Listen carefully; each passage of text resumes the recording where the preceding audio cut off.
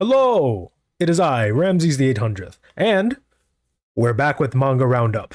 So, let me just pull this up because I want to get like a better image here. There we go. Good base, good base. And then we switch over. There we are. And today we're going to be covering Ruri Dragon, which I completely forgot came out last week. Ruri Dragon, Kagurabachi, Kaiju number 8, Jujutsu Kaisen, and ChainsawMan, obviously. But we're not going to be covering the chapters that came out, what was it, yesterday or 2 days ago, depending on whenever this video comes out, because that was technically not a part of the weekly roundup. But I'm very excited, and I do want to cover what happened in the series finale of Jujutsu Kaisen and the newest chapter of Kagurabachi, but I'm gonna have to hold off on those until we get more like until the end of the week so that I can actually fully talk about it. But right now we're covering these, and like I was saying before, I completely forgot that Ruri Dragon came out, so I actually recorded this all yesterday, but I checked the thing again. I realized Ruri Dragon came out, so we're doing this all again. Take two, for Ruri Dragon, because when you forget what day it is, you often forget what else came out, especially with a series that's on a 2 week cycle. So in chapter 21 of Ruri Dragon, first off, I want to say that I really love this piece, this like little, because I feel like every chapter we get like one of these covers, and these covers they always have like a new image, and this one it's like I really like this like cracked, like it's like her horn, it's how her horn is. And this chapter is basically more context on why they decided to just snap off Ruri's horns. It's just like they decided they could. Later on we find out a little bit more, but this is basically like a giant bonding moment for everybody, and also a giant fu to the two girls that decided they didn't like Ruri's horns, because they don't know why, really. They just see that her horns are getting snapped off. Yeah, and this is saying like, have you lost your mind? And it's like a really big, like, it's pretty funny that it's like a bonding moment for everyone. They all literally team up to try to snap off her horn. I think there's another shot where it shows literally everybody, but it's just really cute that everyone's trying so hard to snap off these horns, and it's so weird when you think about it. It's almost like pulling out a tooth, but with slightly more importance, if that makes sense. And somebody gets like freaking like heavy duty, like basically bolt cutters is what they're not really bolt cutters, but and then like I love this shot right here where it's literally everybody pulling so hard to snap them off. And then lo and behold, they break. I think this is in the, I don't remember if it's in the girls' bathroom or if it's just in a bathroom, but they just decided, or locker room, they just snap it off and then just, boom, she's free.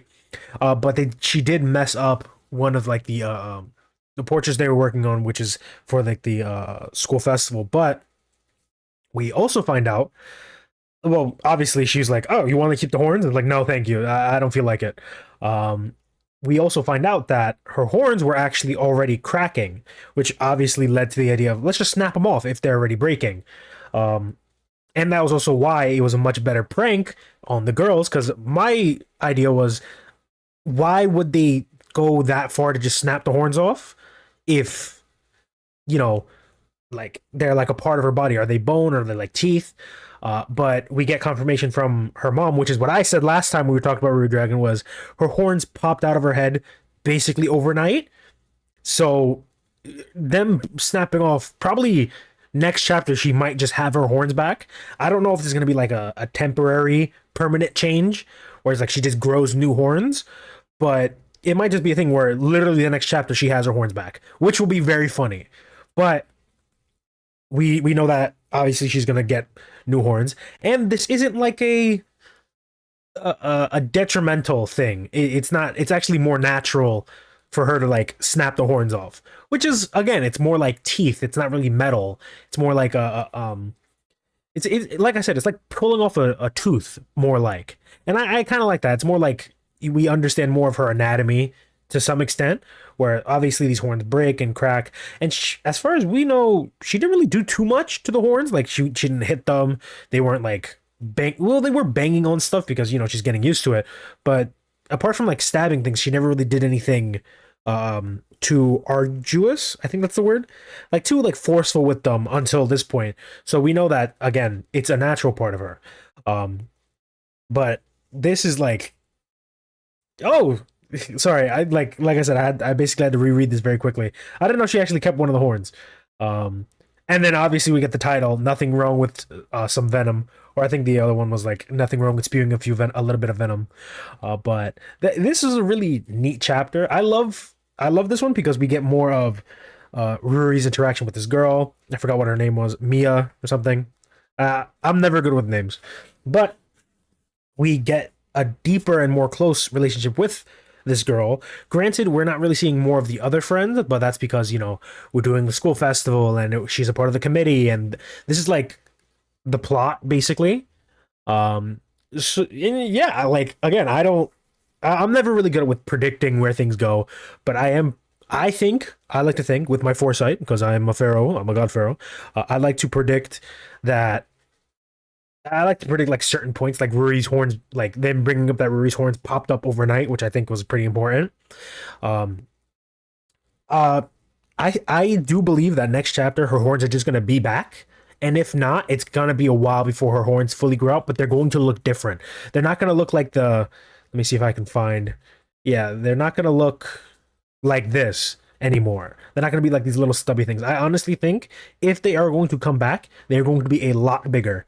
Maybe I can't remember if in the one shot her horns changed at all. I think they did. I think she got two sets of horns. But I think that if they don't pop in next chapter, then they're going to be like bigger, and whenever they do come back, they're going to be a lot bigger, and there might be like two of them. That's my prediction. But since this is like very slice of life and very like down to earth, I don't really know what we're gonna cover next. We're probably gonna do sports festival stuff, obviously, and we're gonna do well. Now they have to redo the painting, as far as I know, or they might just keep the one with Rory's like body marks on it. It's weird to say, but like from her falling on it. But who knows?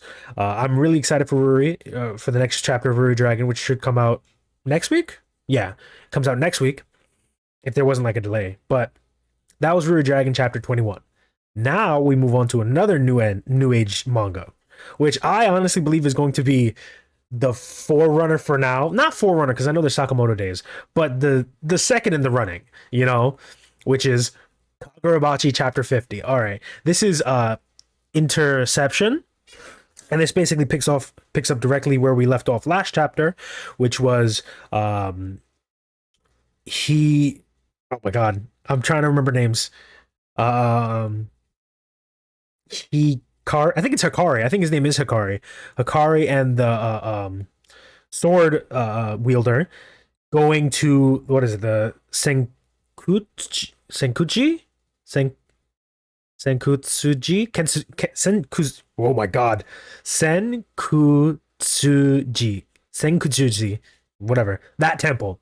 They're going to a temple where we find out another sword person is. But before we go there, we run into more people, good people, thankfully. And they draw this very beautifully drawn. Like, this is crazy detail. This beautiful, like, I guess it's the summoning circle, I think. They're from Masumi. They're from Masumi. Basically, good organization, right? That's how I'm gonna do that. And apparently, Mr. Sura's there, like one of the other swords, one of the other sword people that we know. And we run into him, and he is the blind guy, and he's a character that's definitely for sure. And he the way he tells things is through like smell and like feel, and we know that we find out in this chapter that he actually knew Chihiro when a lot of people didn't, because he ran into him. He ran into him when he was a kid while he was pretending to be this guy's father. While he's pretending to be this guy's kid, and through smell alone, he's able to tell that obviously this is Rokurai. I can't pronounce any of these names. That he's Chihiro, like Chihiro's is the son of the guy, right? Rokurai. I'm gonna try to pronounce it. Rokuhirai. I have to commit that to memory. He is Rokuhirai's son because he smells like him, and being blind, that's one of his main senses. The way he tells people's faces, he just grabs their faces, which is pretty funny. And he's basically like, "Yeah, I get it. I understand. You don't want to find out. You don't want people to know. I can tell because you smell like him a lot, but." And he's and then he goes, this is really funny to me. He's like, "Oh, let me get a good look at your face," and he starts like caressing his face. It was pretty weird, but yeah, even Chihiro's like, yeah, he's pretty weird, but he's saying like, "Oh, I really want to see Chihiro again," because he's my friend, and I really find it funny that he says a lot of stuff about seeing, like he always says like, "Long time no see, can't wait to see," even though he's blind, and then lo and behold, they get jumped. They're getting assaulted, right? And they take Hikari. I think his name's Hikari. I might be wrong. They take Hikari and they're putting him in like a treatment zone so that they can basically speed up the recovery so he can use his sorcery, right? And that's like the whole point. Um, Uraha, Uruha, Uruha's basically like, I can't join, but Shuraha, I think it's Shuraha, right? My names are not my strong suit. Shuraha's like, oh, Shuraha went to fight, obviously, as you can see, and they were saying, Uraha said like, if that guy had been like constantly on the field, we would not have lost anybody. And me, who has seen the next chapter, I'm not going to show it this thing. I'm going to do it next week or the end of the week. Having seen that, you can tell why he's crazy. But for now, this is a build-up chapter to Samurai. Samurai. That's pretty funny. It's Samura. Mr. Samura. We're gonna see his fight next chapter. This is the build-up of Mr. Samura. Right? He's blind, he has a cool sword, and we know that these guys can fight even though they don't have their enchanted weapon, their enchanted blades. But imagine with their enchanted blades. And we know that Uraha can hold his own, like pretty well. But he says Samura is out of like the league. He's completely different entity. He's a different beast. And while Hikari, I think I'm just gonna call him Hikari until I'm proven otherwise. While Hikari is healing, or at least recovering, Samura can hold him off for 30 minutes. And he says, "No worries, I got it." Right? Again, this is a very build up heavy. We get some of Chihiro, and basically the goal here is to delay until Hikari gets better, delay until Chihiro comes back. All this delaying for an easier battle, basically. But that was chapter 50 of Kagurabachi. I already know what happens next chapter, so I'm not going to say I can't do any predictions, but let's just say the fighting is really cool. Like, I have to remember this manga's name, the manga artist's name, but he gets like this panel alone. I think I used this one for the thumbnail, but this image is crazy detailed. This is a beautiful one, and then obviously next chapter we also have very beautiful, very detailed images. But like I was saying, it's the end of Kagurabachi. Next, we have another great series and more vindication for me because we have Kaiju number 8. So, with this chapter 115, we have we basically get a recap of what happened before. Mina has a giant, I guess it's like a mark on her face about to get sliced in half. But we get, I forgot what they called it. The kaiju from the Meiji era, I think that's what it was. The kaiju from the Meiji era, basically 9.0, right? 9.2, I guess. 9.2 is basically gassing himself up. It's like, "Oh, didn't I tell you, Mina? No one escapes." And there's actually more stuff about 9.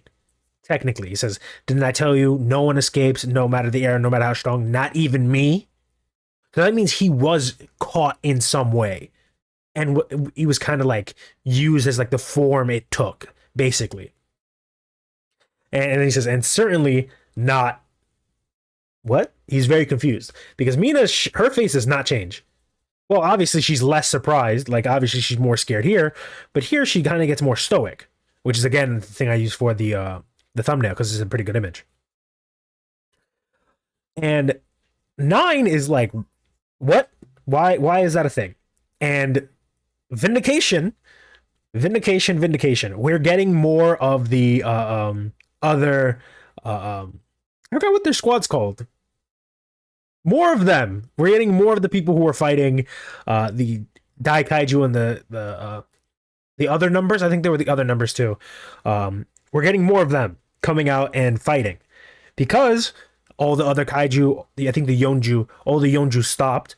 They stopped moving. They probably dealt with them as fast as they could and basically beelined to Mina and oh my god, my brain's just like, and Kafka. They basically, the moment they heard Kafka's down, they were already running. They're running even faster, right? They're putting their suits into maximum output.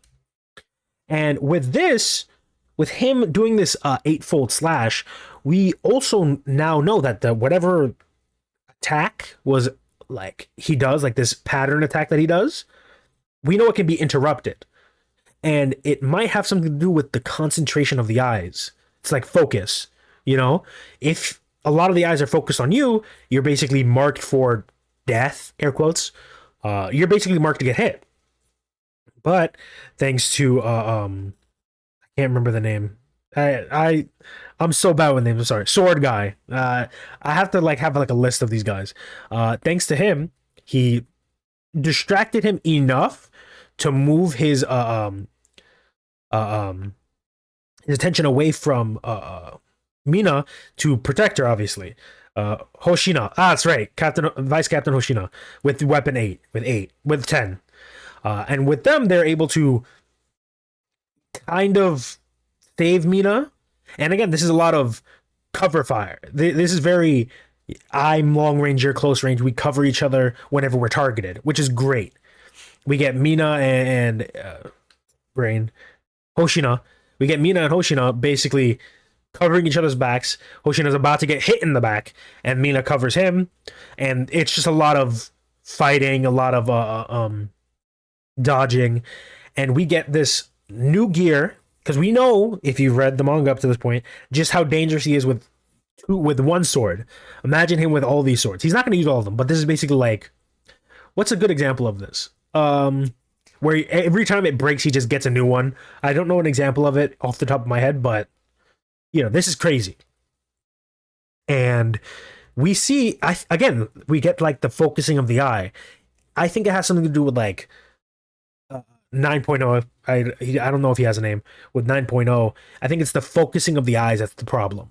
If he, like, look at this one has a pupil, which is crazy, and he's looking directly at Hoshina, and he does this weird finger flick thing, which is kind of like the finger dart that we see 9 used to do, but this is like a air focus. It's like, it's not a shield. Just now that was a, like, we don't even know. And then he does this, like, this is more similar to the finger like thing where his fingers expand with all the pressure and shoot the fingernails. It's more like that, but this seems like a tail.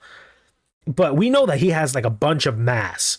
He's just like very condensed mass, and this is probably just a part of that mass that he's just swinging around basically as a giant beat stick, which is basically what this is. It's a giant beat stick. And again, even more vindication. We get this guy. I keep forgetting their names, but he has the eyes of, I think, 2. It's either 2 or 6. I can't remember. But now he's on the field, and what this tells me is we're going to just keep getting everybody else coming to the battlefield, holding off this 9.5, 9.0, 9.2, I don't know. We're basically going to get all these guys jumping 9 in order to kind of hold them off while Kafka has his flashback. That's what I think. Like, all this fighting is going to go, like, we're going to get a shot of Kafka, like, laying down on the ground, knocked out, trying to move, but not being able to. You know? He's trying to move, he's trying to do stuff, but he can't physically get up.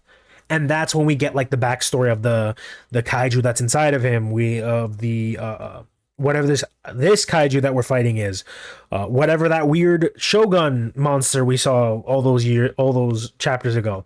We're gonna be getting that while this fighting is gonna go on, and then once everyone's like thoroughly beat, like they maybe nobody's gonna die. I don't think anybody's gonna get like, people might get seriously injured to the point where they can't fight anymore. People might get like messed up pretty bad. But after that, I think that's when Kafka's going to get up with like a new understanding of his kaiju powers, or maybe like a kind of Baryon mode. That was weird.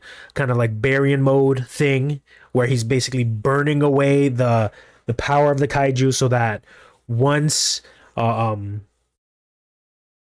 once this fight's over, he doesn't have any kaiju powers anymore, so that he's finally able to fight beside Mina as like a normal person and not as a kaiju. But who knows? He might just stay with the kaiju powers. We don't know. But that was chapter 115 of Kaiju number 8. Now moving on to the penultimate chapter of Jujutsu Kaisen, which honestly, give me one second, I'm gonna take a little sip. Which I'm sure a lot of you have already seen the final chapter of Jujutsu Kaisen by this point. I remember there was a big hype for the ending and seeing what it does. I'm not going to cover it. This same thing with Kagurabachi. I'm not going to cover the chapter yet. I'm going to wait until the end of the week so that I can not fully, but I'm not covering 2 chapters at once, basically. This again is a lot of talking in this chapter. It's basically, this is the epilogue, basically. It's a type of epilogue where it's like, oh, what do we do now?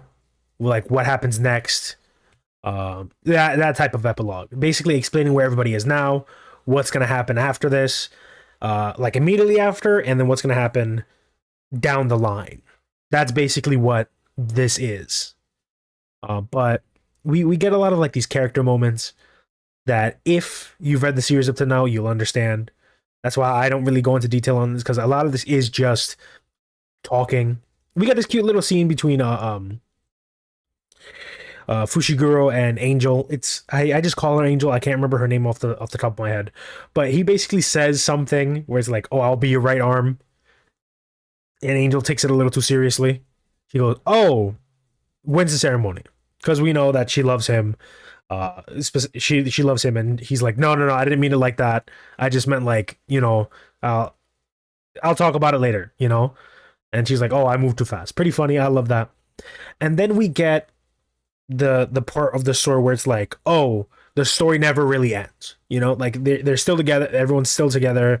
Everyone's still hanging out. We get this pretty weird face. It's pretty freaky, but and we find out that this is this is what their job should be, kind of, where it's like, oh, there's this weird phenomenon happening. Go figure it out. See if it has anything to do with curse spirits or like curse techniques or stuff like that. That's basically what all of this is supposed to be, right?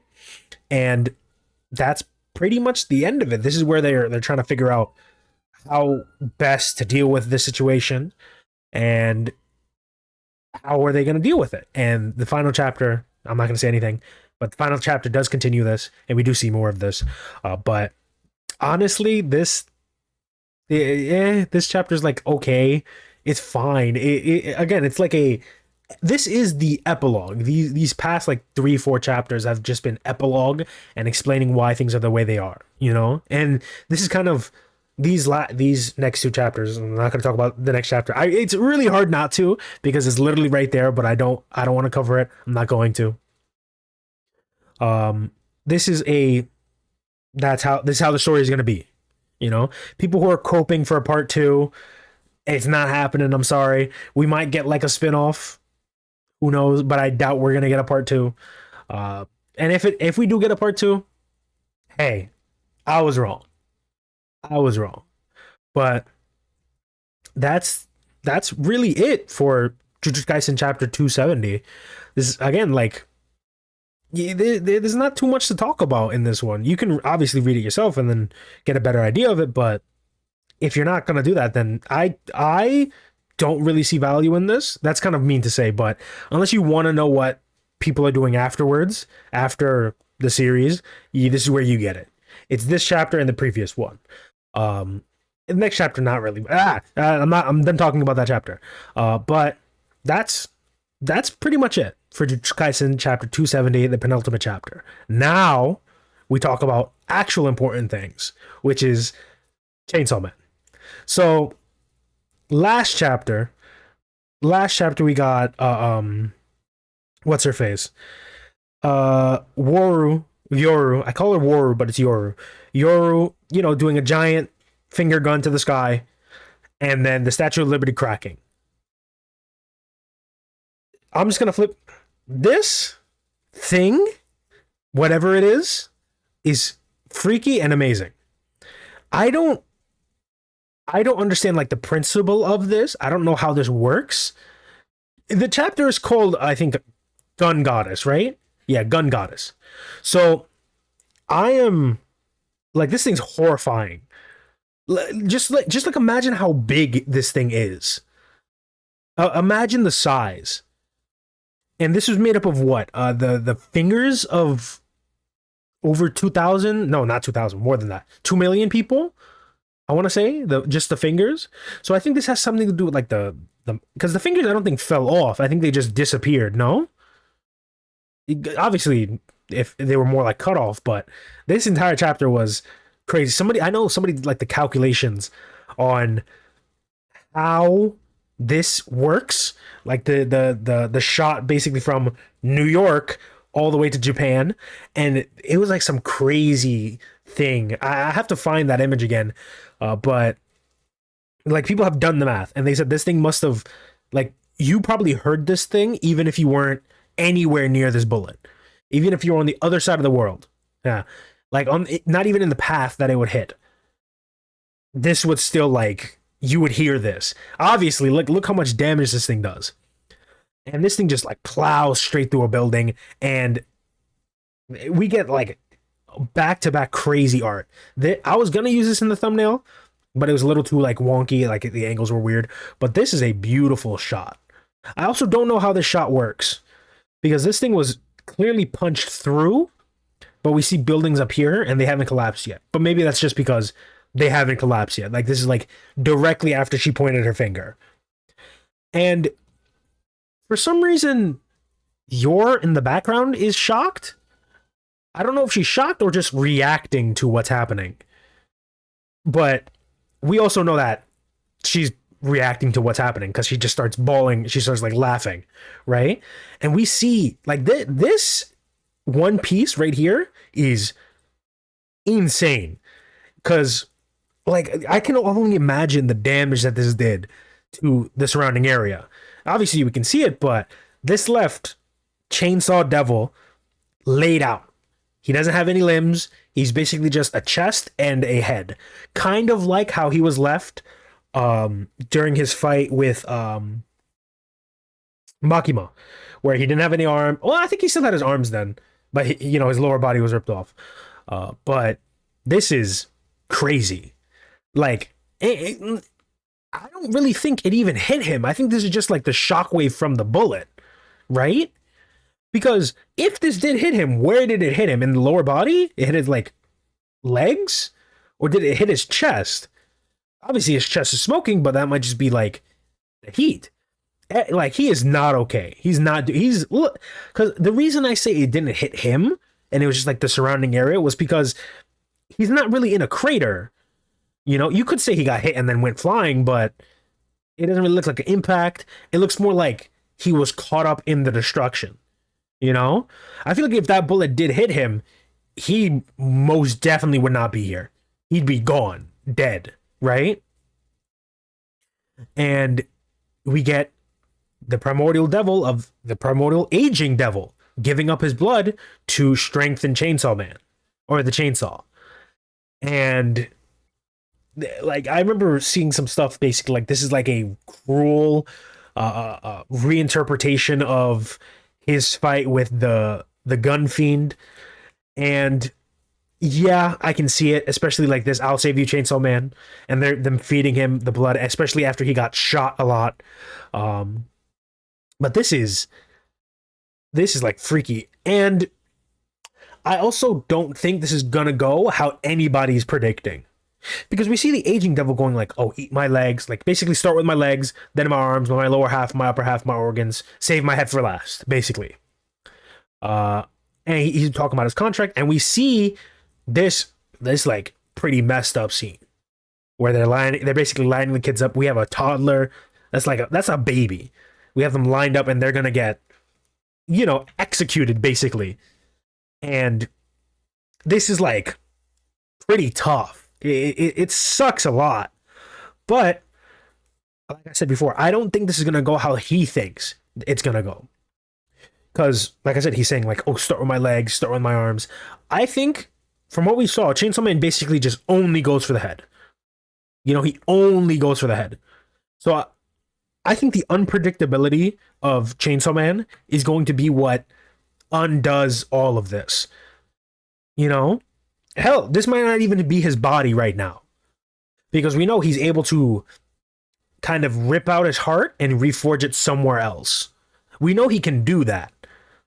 So maybe that's what happened. Maybe he like ripped out his heart, threw it somewhere else, and that heart reformed into like a new body.